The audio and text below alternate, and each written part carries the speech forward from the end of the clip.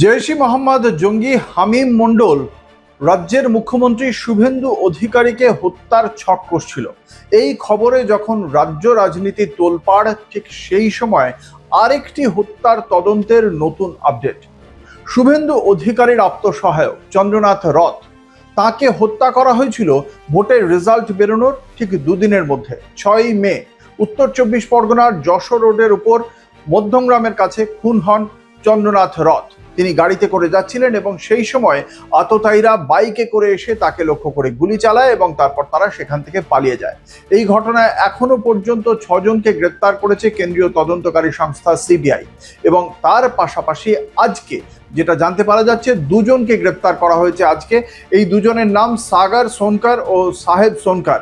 এই 2 ভাইকে গ্রেপ্তার করা হয়েছে। এই যে ষড়যন্ত্র করে যে হত্যা, সেই এখানে এই 2 জনের গুরুত্বপূর্ণ একটা ভূমিকা ছিল বলে মনে করছেন তদন্তকারী আধিকারিকরা। তারা বলছেন চন্দ্রনাথ রথের সঙ্গে এই 2 ব্যক্তি সাগর সোনকার এবং সাহেব সোনকার তারা কাজ করত। তাদেরকে কলকাতার বিশেষ আদালতে ইতিমধ্যেই হাজির করা হবে বলে খবর।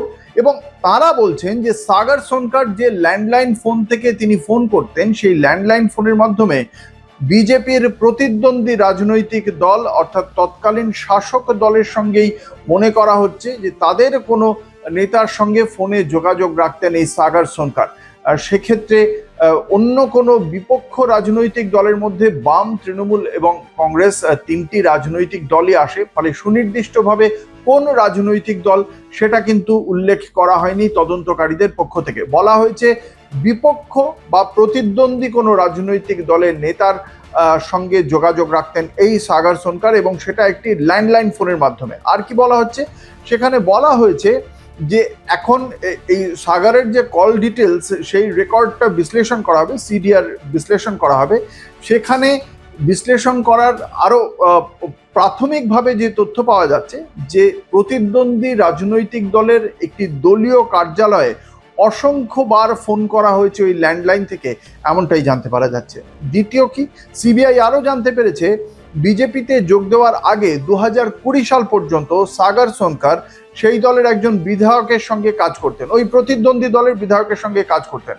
এবং রথকে হত্যা করার জন্য যে সমস্ত ভাড়া করা শুটারদের নিয়ে আসা হয়েছিল, তাদের সঙ্গে যে যোগসূত্র স্থাপন করা হবে তার জন্য পর্যাপ্ত তথ্য প্রমাণ সংস্থা পেয়ে গিয়েছে ইতিমধ্যেই। অর্থাৎ তাদের সঙ্গে যোগাযোগ করতে এই সাগর সোনকার, সেই বিষয়টি সম্পর্কে নিশ্চিত হতে পেরেছে কেন্দ্রীয় তদন্তকারী সংস্থা।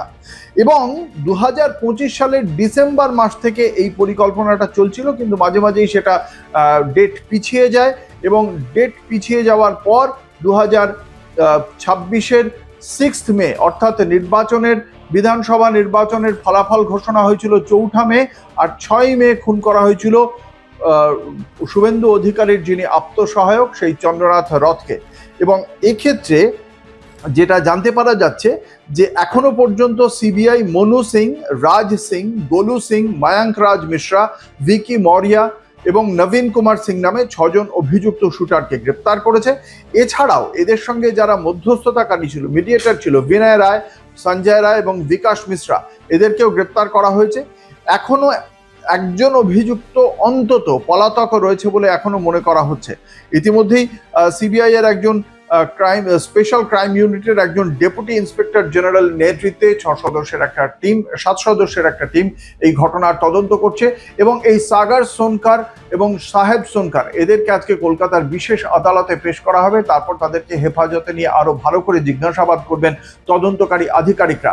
চন্দ্রনাথ রথের হত্যার পেছনে কার ভূমিকা রয়েছে, প্রতিদ্বন্দ্বী রাজনৈতিক দলটি কোনটি, কোন নেতা এর পেছনে রয়েছেন, সে বিষয়ে আরো বিশদে জানতে চাইবেন তদন্তকারী আধিকারিকরা। আর সেই তথ্য পেলেই তুলে ধরবো আপনাদের সামনে, এবং সেই কারণে আপনাদের চোখ রাখতে হবে কলকাতা টিভির পর্দায় রাত দিন 7 দিন।